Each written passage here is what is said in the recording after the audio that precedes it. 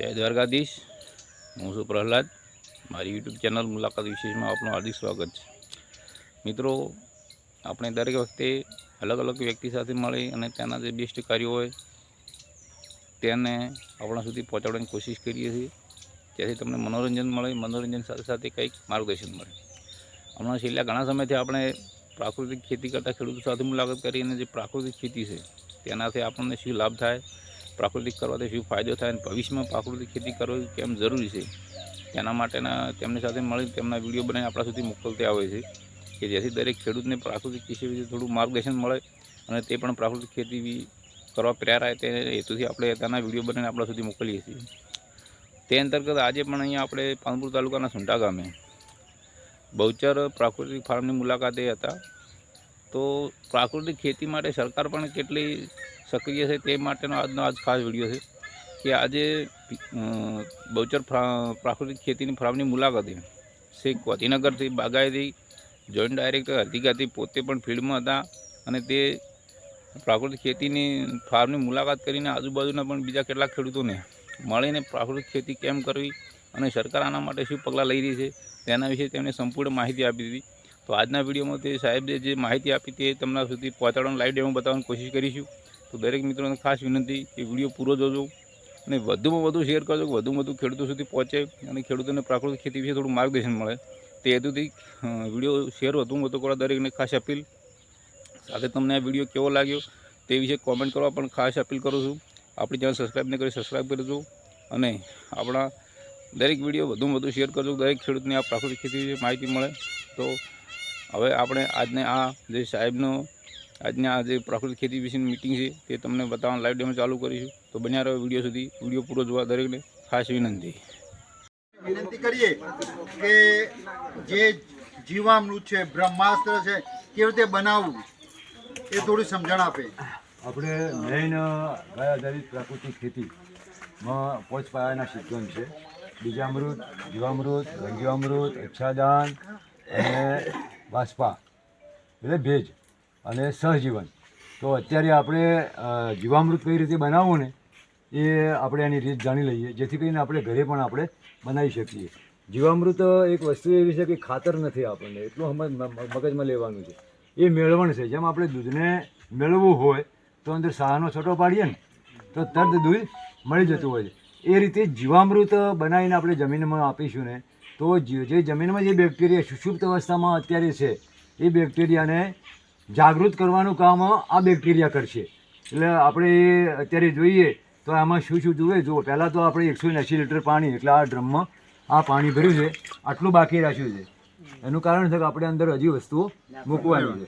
તો આ ગાયનું, આ દેશી ગાયનું ગોબર છે, દેશી ગાયનું ગોબર છે। આ 10 કિલો ગાયનું ગોબર આપણે લેવાનું છે અને સીધું નહીં નાખવાનું, એને અંદર ઓગાળી નાખવાનું છે, જેથી કરીને એવું ને એવું ગઠ્ઠો અંદર પડ્યો ના રહે। તો આપણે એને અંદર નાખીશું।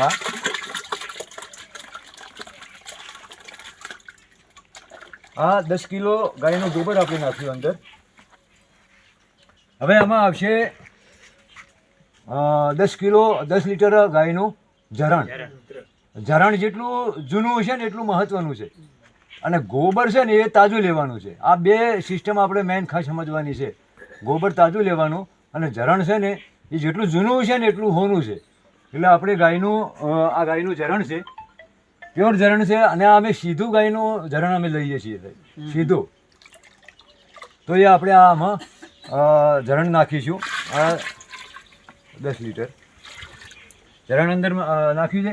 હવે દેશી ગોળ અંદર નાખવાનો છે, 1 કિલોથી 1.5 કિલો દેશી ગોળ। દેશી ગોળ એટલા માટે નાખવો છે કે આપણે પ્રાકૃતિક ખેતી કરવી છે। આમ તો કેમિકલ ગોળ ઘણો મળે છે, પરંતુ જો કેમિકલ ગોળ નાખ્યું ને તો અંદર કેમિકલ વસ્તુ અંદર જશે, એટલે આપણે દવા નથી દેવી। એટલે દેશી ગોળ આપણો એ નાખવાનો છે, પણ દેશી ગોળને આપણે એવી રીતે નાખીએ કે એને આખો અંદર ન નાખીએ, એને બહાર ઓગાળી અને આપણે નાખીએ। અને આ ગોળ છે અંદર આ ઓગળી ગયો છે, એને સીધું એમાં અંદર નાખીશું। દેશી ગોળ આપણે અંદર નાખ્યો છે। હવે એમાં આવશે કઠોળનો લોટ। કઠોળનો લોટ કિલોથી 1.5 કિલો કઠોળનો લોટ. કે કઠોળ શા માટે? બાજરી અને ઘઉંની. તો કઠોળમાં પ્રોટીન હોય છે, પ્રોટીનથી ભરપૂર કઠોળ હોય છે. અને એ આપણે જે અંદર જે ગાયના જે ગોબરમાં જે બેક્ટેરિયા છે ને એને ખાવા માટે વસ્તુ જુએ, કોઈ પણ વસ્તુને જીવવા માટે ખાવા જુએ.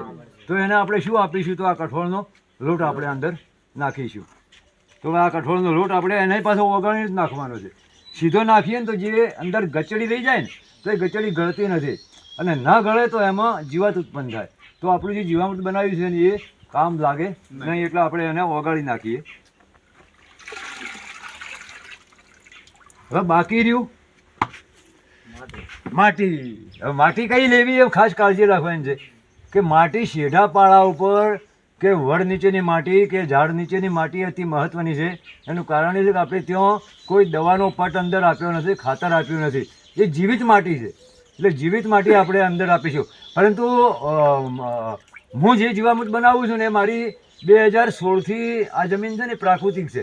એટલે હવે એમાં એ માટી છે ને એ માટીનો અમે ઉપયોગ કરી શકીએ છીએ કે એના તત્વો જે હતા એ અંદર નથી રહ્યા, રાસાયણિક દવા કે પેસ્ટિસાઇડ ખાતર કે. એટલે આપણે આમાં માટી અંદર નાખીશું. તો આ માટી છે એ અંદર આપણે જવા દઈશું, પણ એને એ માટી છે ને એ માટી ગળી જશે તરત જ, એને કોઈ ઓગાળવાની જરૂર પડતી નથી. આ આપણી વસ્તુઓ અંદર 5 વસ્તુઓ અંદર નાખી છે. હવે એને સવાર સોજ 2 ટાઈમ, સવાર સોજ 2 ટાઈમ ઘડિયાળના કોટાની માફક. આપણે ઊંધા નથી હેડવું, આપણે પ્રકૃતિ સાથે હેડવું છે. પ્રકૃતિ જે રીતે આપણે જન્મ આપ્યો છે ને એ પ્રકૃતિની હંગાથે રહીને આપણે આ ખેતી કરવી છે. તો એને 2 ટાઈમ સવાર સોજ 2 ટાઈમ એને ઘડિયાળના કોટાની માફક આપણે એને હલાવીશું. શિયાળો હશે તો 6 થી 7 દિવસે આ તૈયાર થઈ જાય. ઉનાળો હશે તો 4 થી 5 દિવસે તૈયાર થઈ જાય. ગરમીમાં ઝડપી તૈયાર થાય, ઠંડીમાં થોડું મોડું તૈયાર થાય. આને આપણે ટપકમાં આપી શકીએ, ફુવારામાં આપી શકીએ, પંપમાં પણ આપી શકીએ, અને છૂટા પાણીમાં પણ આપણે આપી શકીએ. ખાસ કાળજી, અને પંપમાં જો આપણે આપતા હોઈએ ને તો પંપમાં આપણે ખાસ કાળજી રાખવાની છે કે પંપથી ભરીને આપણે ઉપર છોટવું છે તો 45 દિવસનો પાક થાય એના પછી જ આપણે જીવામૃત છોટવાનું છે. આમ તમે પહેલું પણ છોટી શકો છો, પાણી હાથે પણ આપી શકો છો. પરંતુ નાના બાળક, કોમળ બાળક હોય ને એને તમે એકદમ ડોઝ આપી દો ને તો શું થાય? એટલે આપણો છોડ 20 થી 25 દિવસનો હોય ને કોમળ છોડ હોય, એટલે એને થોડીક આડઅસર બીજું નથી થવાની, પરંતુ એને આપણે આપી શકીએ નહીં. પરંતુ 45 દિવસનો થાય એના પછી દર પાણી આપણે ફુવારામાં, ટપકમાં, પંપથી પણ આપણે આપી શકીએ છીએ. આ જીવામૃત આપણે આજે બનાવ્યું છે. આ જીવામૃત અને એ જીવામૃતમાં કલરમાં ઘણો ફરક હશે. આપણે તાજું બનાવ્યું છે. આ 4 દિવસ પહેલાંનું બનાવેલું છે. આ કાલે તૈયાર થઈ જશે. અને એ અત્યારે મગફળીમાં પાણી પાવાનો પિરિયડ છે, એટલે મગફળીમાં આપણે આપવાનું છે. તો આપણે આ જીવામૃતથી પ્રાકૃતિક ખેતી કરીએ, આપણું સ્વાસ્થ્ય બચાવીએ. જો આપણું સ્વાસ્થ્ય નહીં બચે ને તો આપણી પાછળની ભાવિ પેઢી નહીં બચે, અને પાછળની ભાવિ પેઢી નહીં બચે તો આપણે પણ બચવાના નથી. એટલે આપણે આમાં આગળ વધીએ. ગાય બચશે, ધરતી માતા બચશે, અને આને હાથે હાથે આપણે રાષ્ટ્ર પણ આપણે બચાવવું પડશે. જો રાષ્ટ્ર નહીં બચે ને તો પણ આપણે બચવાના નથી. અસ્તુ. જય ગો માતા.